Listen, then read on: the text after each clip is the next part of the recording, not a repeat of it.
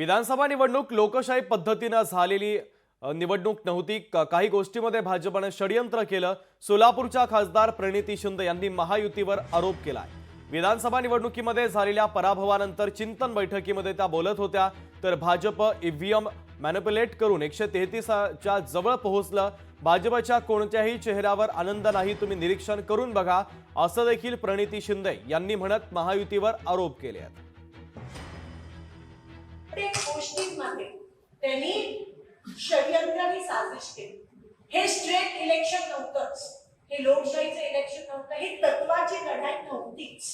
तरी तुम्ही लढला, तरी तुम्ही टिकला, त्याबद्दल तुमचे मनापासून आभार मानतो। मोदींचा चेहरा बघा तुम्ही, महाराष्ट्र जिंकले पण त्यांच्या चेहऱ्यावर आनंद नाही आहे, कारण त्यांना माहिती आहे की ते मागच्या रस्त्याने येऊन ईव्हीएम मॅनिप्युलेट करून ते आज त्या ठिकाणी 133 चा चेहरा आहे। त्यांच्या बीजेपीच्या कोणाच्याही चेहऱ्यावर आनंद नाही। लोकशाही मराठी ऐका, पहा, जागरूक रहा।